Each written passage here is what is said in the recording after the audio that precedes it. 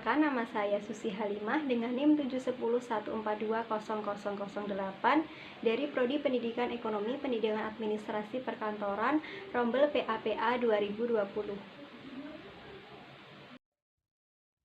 Halo, perkenalkan saya Intan Supraptiningsih dengan NIM 71014200291 dari jurusan Pendidikan Ekonomi Administrasi Perkantoran Rombel PAPA 2020.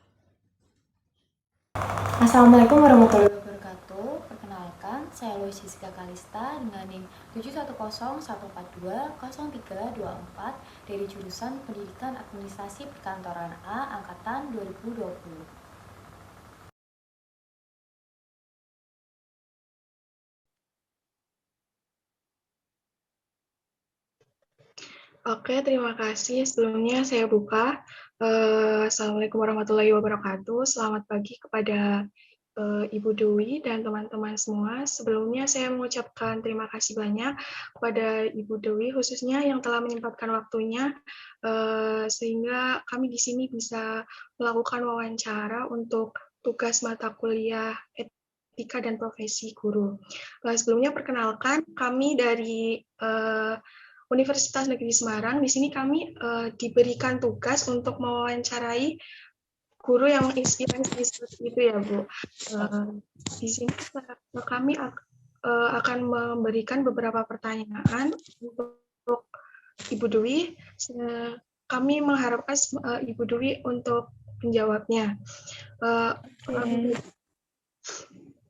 Tanpa menunggu lama, pertanyaan akan disampaikan oleh teman saya. Oh iya.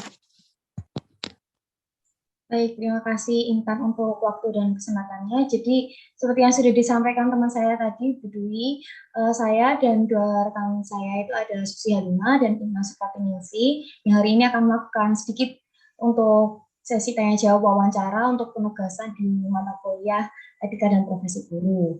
Baik, untuk pertanyaan pertama yang mau kami tanyakan untuk Ibu Dwi, mungkin sebelum kita masuk ke poin-poin pertanyaan tertentu, mungkin Ibu Dwi bisa memperkenalkan diri terlebih dahulu ya, dari nama, terus mungkin dari pendidikan terakhir, dan bagaimana pengalaman mengajar yang sudah dilakukan. Monggo, Bu Dwi. Ya, terima kasih untuk waktunya. Perkenalkan, nama saya Dwi Suryaningsih, saat ini mengajar di SMKN 1 Kendal, Ngawi.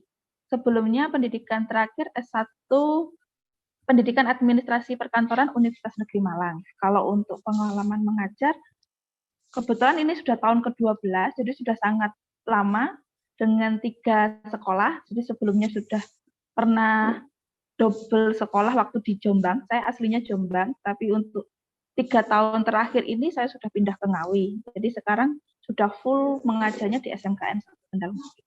Itu mungkin perkenalan dari saya.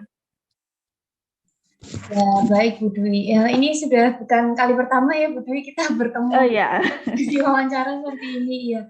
Mungkin untuk pertanyaan berikutnya mengenai kompetensi pedagogik. Nah, apakah menurut Ibu Dwi kompetensi pedagogik yang menjadi kompetensi seorang guru itu apakah merupakan kompetensi yang penting untuk seorang pendidik? Iya, kalau menurut saya memang penting untuk pengetahuan pedagogik dan penerapannya. Walaupun kita tidak bisa menerapkan secara 100%, karena karakteristik siswa kan berbeda-beda. Dan belum tentu dan lagi kalau kita ke sekolah, antara sekolah yang ada di perkotaan dan ada yang di pinggiran, sekolah negeri maupun sekolah swasta, karakteristiknya siswa kan tidak selalu sama. Jadi pengetahuan dasar tentang pedagogik itu menurut saya sangat penting sekali sebagai acuan bagaimana kita mengajar. Terlebih untuk perangkat mengajar kita seperti RPP itu kan memang sekarang dasarnya ada di pedagogik juga. Selain materi pembelajaran, kita juga merancangnya harus memperhatikan pedagogik. Nah, kalau berdasarkan kemarin-kemarin saya ikut diklat, sekarang ini kan semakin ke sini pedagogik itu semakin sulit kalau buat saya.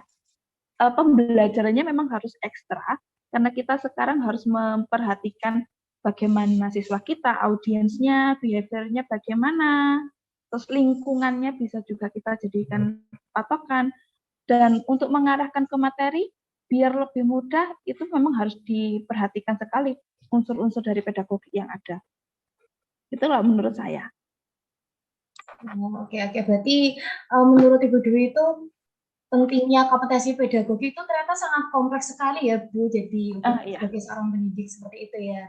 Oke, terima kasih untuk penjelasannya Bu Dwi. Mungkin untuk rekan-rekan saya yang lain, apabila mau menyampaikan pertanyaannya, dipersilakan. Baik, terima kasih atas kesempatannya. Sebelumnya mohon izin Ibu untuk memberikan pertanyaan yang selanjutnya. Tentunya dalam menjadi seorang guru perlu menguasai adanya kompetensi ya Bu ya. Nah, menurut Ibu sendiri bagaimana cara Ibu mengembangkan kompetensi sebagai seorang profesi guru? Terima kasih. Iya, bagaimana caranya kita mengembangkan? Yang pasti kita harus aktif juga.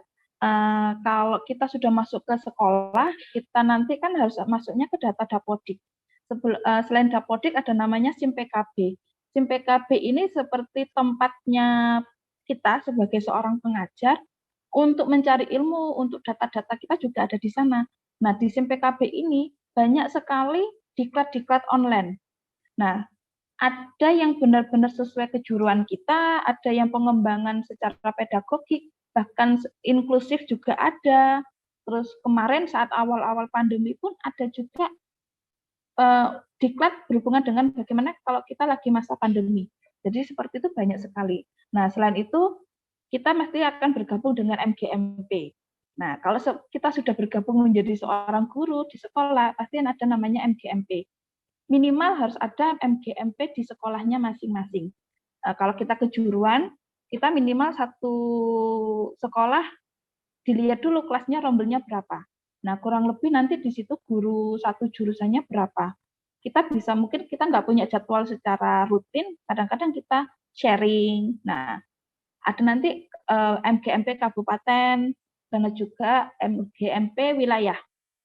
Kebetulan saat ini kami di SMKN 1 Kendal, kalau secara organisasi di sekolahnya memang kita tidak membentuk MGMP, karena seringnya kita diskusinya sambil santai. Tapi kita punya MGMP kabupaten dan MGMP wilayah, di mana itu ajang yang untuk kita lakukan adalah kita biasanya membuat acara workshop, seminar, otomatis itu sesuai kejuruan kita. Jadi kalau kita MGMP wilayah, hubungannya ya kejuruan perkantoran, tapi kadang-kadang juga yang berhubungan dengan pedagogik. Nah, untuk pedagogik sendiri, biasanya kita bisa ikut diklat-diklat yang ada, entah yang terdaftar secara resmi di Kemdikbud, atau dari pihak-pihak kampus yang mengadakan secara mandiri. Nah, kita harus aktif di situ.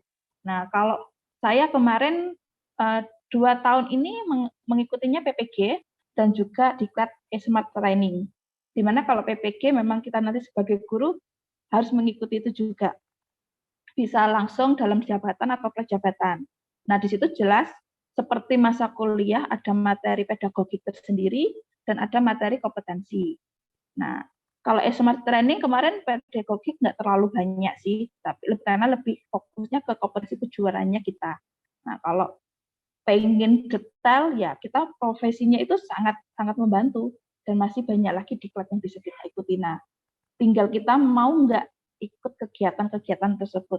Ya minimal paling nggak kalau buat syarat-syaratan kalau kita sudah jadi pegawai negeri, syarat-syaratan itu adalah untuk untuk kenaikan pangkat, administrasinya kita biar terpenuhi. Padahal di sisi yang lain yang paling penting adalah kemampuan yang kita dapat jauh lebih banyak dibandingkan kalau kita hanya sekedar ikut-ikutan saja. Itu menurut saya. Baik Ibu, berarti untuk pengembangan kompetensi itu bisa melalui aktif dalam kegiatan diklat dan MGMP itu ya Ibu? Iya, kita bisa memanfaatkan apa yang ada. Jadi kalau ada MGMP, ada kegiatan, kita ikuti. Terlebih kalau sekarang, kalau kemarin kan masa pandemi, lebih banyaknya kita secara online, kita nggak perlu datang jauh-jauh, cukup menggunakan Zoom atau Google Meet, kita sudah bisa. Atau ngikutin aja di YouTube, kadang-kadang juga ada siaran ulangnya, kita bisa ngikuti. Dan itu rata-rata gratis. Nah, kalau pengen syarat lebih ya kita cari yang lebih formal, ikut kampus-kampus, ikut diklat yang dari Kemdikbud, nah itu pasti akan ada sertifikat yang bisa menunjang kompetensi kita juga. Ya. Baik Ibu, untuk pertanyaan selanjutnya yaitu mengenai kompetensi profesional. Nah, menurut pandangan Ibu sendiri mengenai pentingnya kompetensi profesional dalam melaksanakan peran sebagai profesi guru itu sebagai bagaimana Ibu? Nah, sama halnya dengan pedagogik, kompetensinya terlebih dengan berkembangnya zaman sekarang, informasinya sangat cepat, sangat perlu kita aktif. Nah, dengan adanya kalau di SMK kita ada namanya upskilling, reskilling. Itu hampir sama dengan smart training. Kalau smart training kemarin saya baru mengikuti diklatnya saja. Nah, kalau sudah selesai nanti akan ada magang kalau smart training. Nah, magangnya adalah di tempat yang sudah bekerja sama dengan Kemdikbud. Untuk jaraknya kalau smart training kurang lebih 1 tahun setelah diklat. Kurang lebih biasanya pertengahan tahun gini ada informasi. Nah, kalau smart training harus lulus diklat dulu baru bisa mengikuti magang. Beda dengan upskilling, reskilling. Nah, itu kita bisa daftarnya melalui SIM PKB itu. Kalau kita lolos, kita akan ikut pelatihan. Setelah pelatihan kurang lebih waktunya 3-4 bulan seingat saya. Nanti offline-nya 2 bulan.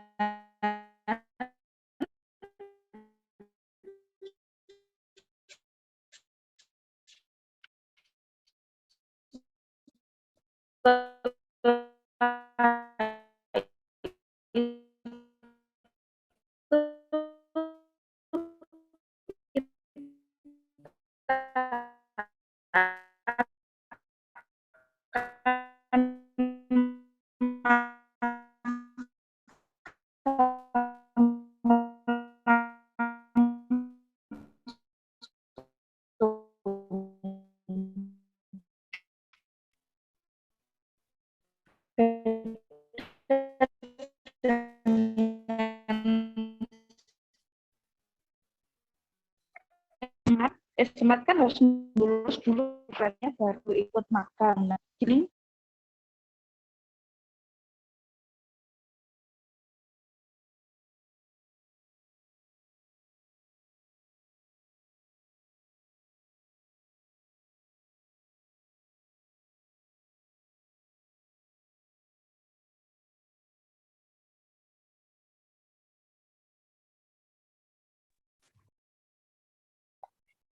oke, maaf ya, ini kebetulan lagi di lab, kita juga lagi PPDB, jadi kayak bagi sinyal dengan PPDB, walaupun saya pakai paketan data, ternyata sinyalnya keganggu juga.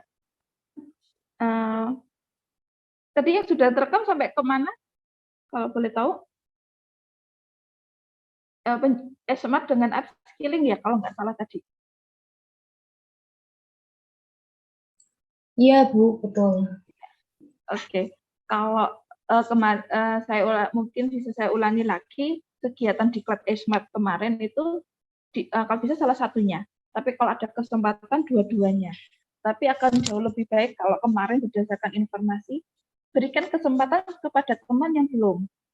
Jadi memang dengan adanya Smart Training ini, upskilling ini, diharapkan nanti kita sebagai guru kejuruan, kita punya sertifikat seperti siswa kita yang harus melakukan prakrin.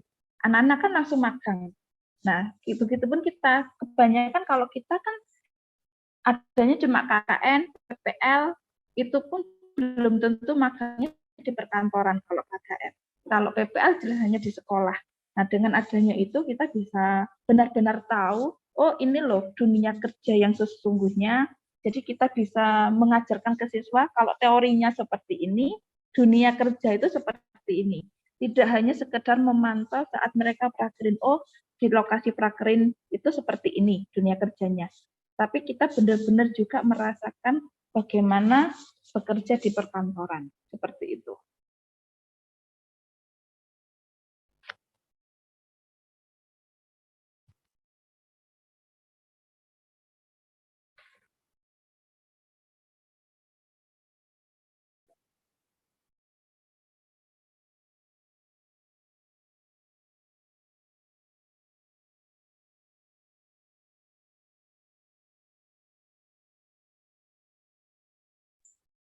Baik Ibu Dwi, terima kasih untuk jawabannya. Mungkin untuk rekan saya Susi, apabila masih ada pertanyaan lagi bisa monggo disambung.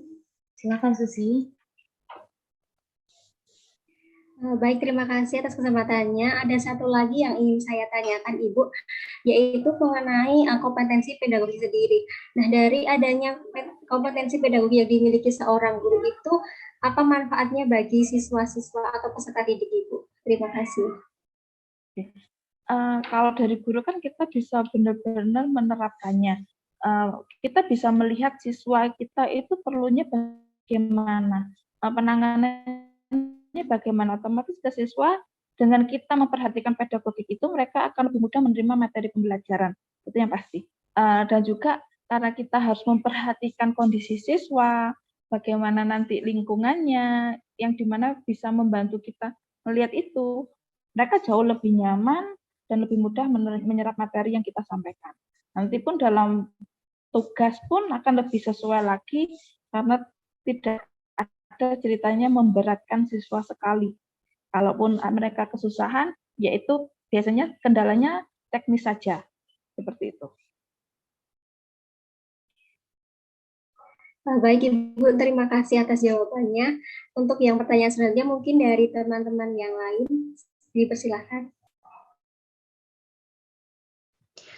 Baik, terima kasih. Untuk selanjutnya, saya akan menyampaikan pertanyaan. Tadi Ibu Dwi mengatakan bahwa Ibu telah mengajar selama kurang lebih 12 tahun, Ibu.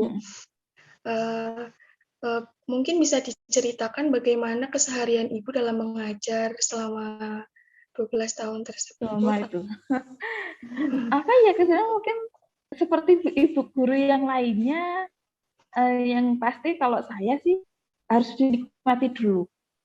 Kalau kita tidak menikmati ngajar, pasti berangkatnya juga, aduh malas ke sekolah. Yang pertama harus disukai dulu, dan kita sebagai seorang guru, jangan malas. Kalau saya sebenarnya orangnya malas, tapi nggak tahu, suka aja kalau disuruh baca materi. Jadi kita harus lebih aktif, kita sukai dulu. Nah kalau kita sudah menyukai pekerjaan kita, mau bagaimanapun, kita pasti lebih enak. Nah, jadi kenapa bisa bertahan sampai 12 tahun? Satu, saya sudah menyukai ngajar dari lama, pernah mau berhenti di tahun-tahun pertama, tapi saya sudah, kayaknya lebih nyaman di mengajar, walaupun pada saat itu masih sekolahnya sekolah swasta. Nah, terus akhirnya ada kesempatan untuk mengajar di 2 tempat. Nah, 2 tempat dengan jarak yang sangat jauh pada saat itu ya, kembali lagi kita harus menyukai dulu, terus kita ikhlas, karena namanya kalau kita lihat jadi guru itu susahnya adalah selain kita harus belajar, kita harus mengembangkan kompetensi, kita harus menghadapi siswa. Siswa itu karakteristiknya beda-beda. Satu kelas, kalau ada 30 siswa, berarti karakteristiknya ada 30 siswa.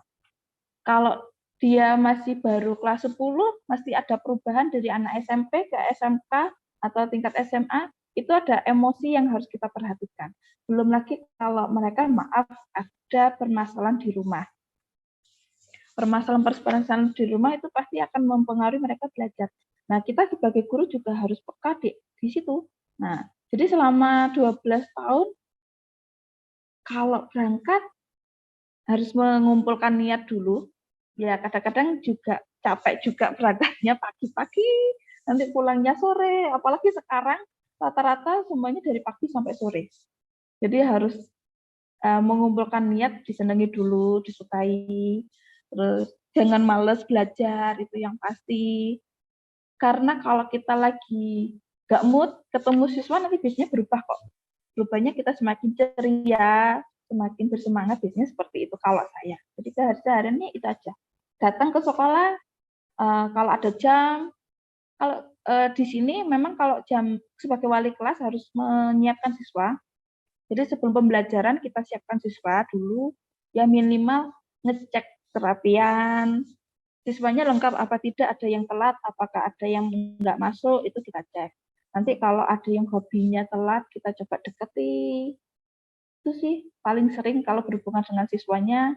Kalau materi ya berhubung sekarang pandemi, kemarin-kemarin pandemi banyak yang daring, ikut diklatnya kita bisa lebih santai, bisa lebih fleksibel, nggak harus pergi kemana-mana, di rumah sudah bisa ikut diklat dan sebagainya. Itu pengalaman saya 12 tahun, apalagi ya. Kayaknya yang paling berkesan di situ, ketemu siswa setiap tahun beda-beda, karakteristiknya beda-beda, kadang ya buat jengkel, kadang ya menyenangkan, lucu-lucu.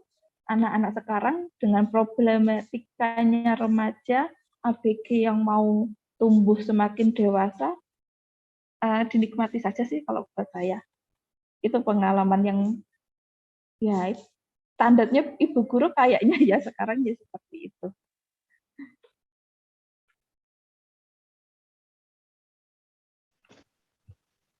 Baik, Ibu, terima kasih. Berarti intinya harus terbiasa dulu ya, Bu? Iya, harus terbiasa. Kalau merasa saya nggak bisa ngajar, itu bisa dipelajari kok sekarang itu. Kalau kita sudah memutuskan ikut kuliah kependidikan, dengan adanya materi kependidikan, itu jiwa ngajarnya pasti kok muncul-muncul sendiri. Banyak teman-teman saya background-nya itu bukan dari tenaga kependidikan. Jadi mungkin awalnya salah ke jurusan ngambilnya, nggak taunya ternyata jadi guru. Nah, saya juga sebenarnya salah jurusan kok. Saya dulunya nggak mau jadi guru sebenarnya.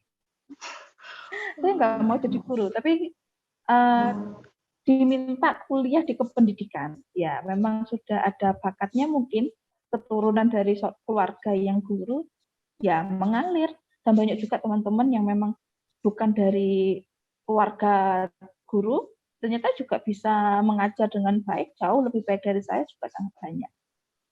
Jadi harus disukai dulu. Yang penting modalnya suka dulu lah, pasti enak nanti.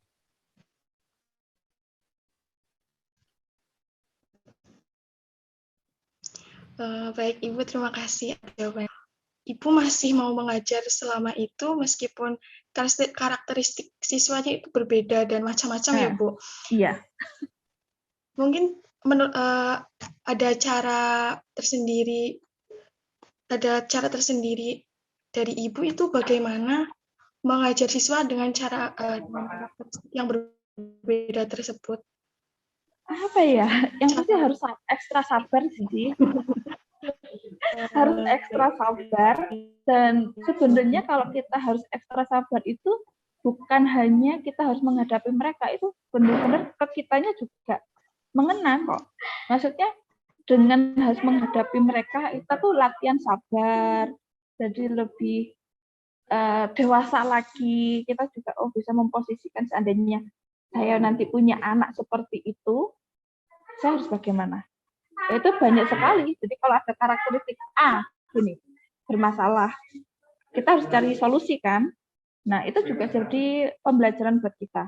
Pembelajarannya apa? Jadi suatu saat kalau kita punya anak atau ketemu siswa yang seperti itu, kita tahu. Dan jangan sampai apa yang terjadi mungkin yang kurang berkenan di anak-anak kita atau murid-murid kita ini terulang lagi kepada adik-adik kelasnya. Jadi nanti itu buat pembelajaran kita juga. Jadi ekstra sabar. Nanti karena dengan kasus yang sama, karakteristik berbeda, itu kan cara penyelesaiannya juga beda. Nah, itu buat pembelajaran sih buat saya. Makanya masih bisa bertahan dengan waktu selama itu, dan nggak tahu sampai kapan. Pastinya sampai nanti ya tetap di jalurnya ini sudah nyaman di sini, satu di bidang pendidikan. Sayang sekali kalau mendadak harus melepas itu semua sih, sayang kalau buat saya.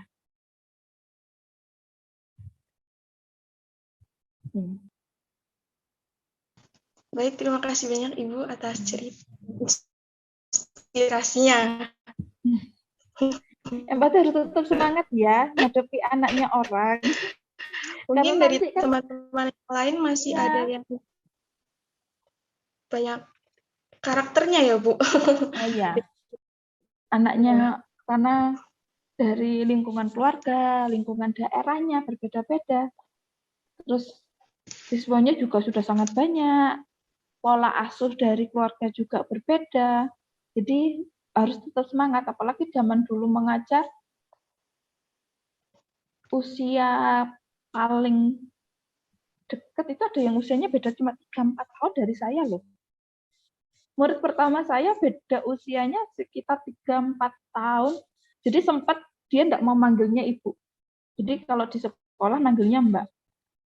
Jadi sampai seperti itu kita harus menghadapinya bagaimana. Karena resiko guru muda adalah saat kita santai dengan murid, tegur sama senior. Tapi kalau kita terlalu tegas, katanya terlalu jahat. Biasanya gitu.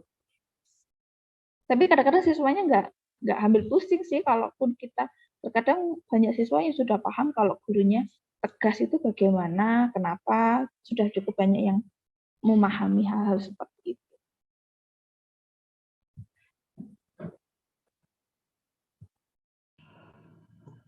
Baik, Ibu, terima kasih banyak ya, Bu. Mungkin untuk teman-teman yang lain, masih ada pertanyaan yang ingin ditanyakan kepada Ibu Dwi?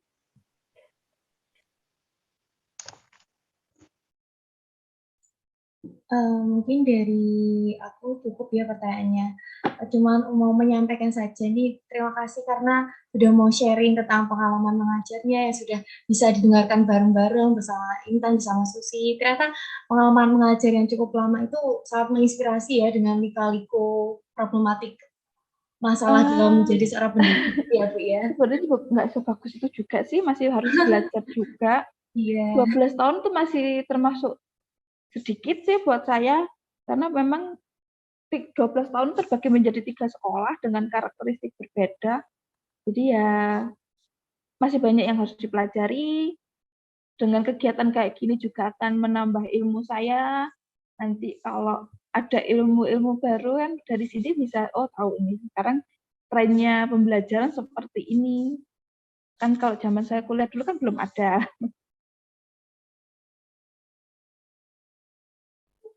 Bu. Oke, kalau dari saya sendiri cukup Ibu Dwi. Mungkin untuk rekan saya Susi, bagaimana? Masih adakah pertanyaan? Dari saya juga sudah cukup. Dari ceritanya Ibu Dwi tadi cukup menginspirasi kita semua ini sebagai prodi kependidikan ya, keguruan. Jadi bisa untuk pengalaman kita, misal nanti kita mau jadi guru itu harus seperti apa, menghadapi persediaan seperti apa, itu sangat menginspirasi kita sendiri. Jadi terima kasih Ibu atas kesempatan, atas waktunya untuk menjadi guru yang menginspirasi kita semua ini. Terima kasih Ibu. Oke, semoga bisa membantu pengalaman saya yang masih minim ini. Cuma kemarin memang agak diuntungkan pernah mengikuti PPG dan Smart Running itu sih, kalau kebetulan dapat kesempatan terpanggil itu diklat itu. Jadi semoga bisa memotivasi lagi nanti ikutan sama seperti itu. Kalau ada kesempatan ambil aja lah, mumpung kita masih ada waktu untuk mendapatkan ilmu yang lebih dengan praktek yang juga lebih sesuai lagi. Nah, biar lebih enaknya seperti itu. Jadi tetap semangat, kalau ada kesempatan diambil aja. Yang pasti jangan takut aja kalau ada kegiatan, waduh, apalagi kalau kita ikut kegiatan magang dari Kemdikbud itu kan sudah ditentukan. Paling dekat sementara ini sekitar Semarang sama Serang. Ada yang ke Padang, biasanya kita mikirnya terlalu jauh dan sebagainya. Saya rasa itu nggak perlu ditakutkan aja, toh masih satu Indonesia, kalau kata teman-teman masih selama satu Indonesia, masih bisa dijangkau lah. Yang pasti itu tetap semangat belajar, mencari ilmu dimanapun ada, kesempatan sudah diambil aja. Baik Ibu, terima kasih banyak ya Bu. Mungkin dari saya dan teman-teman semua cukup untuk wawancara pada hari ini. Terima kasih banyak untuk jawaban yang cukup menginspirasi ya Bu ini. Mohon maaf sebelumnya apabila ada kata atau perbuatan yang kurang berkenan di hati Ibu. Saya tutup wawancara pada pagi hari ini. Terima kasih. Wassalamualaikum warahmatullahi wabarakatuh. Waalaikumsalam. Saya juga berterima kasih untuk kesempatannya. Iya, terima kasih Bu Dwi. Terima kasih Bu Dwi. Iya, saya sama-sama. Saya juga berterima kasih dikasih kesempatan, diajak sharing. Padahal pengalamannya masih minim. Iya, enggak Jangan kapok ya. Iya, siap, Bu. Jangan Ini kapok makasih ya. sekali. Iya, sudah mau direpotkan terus. Mungkin ini mau aku tutup dulu rekodnya, izin ya, Bu.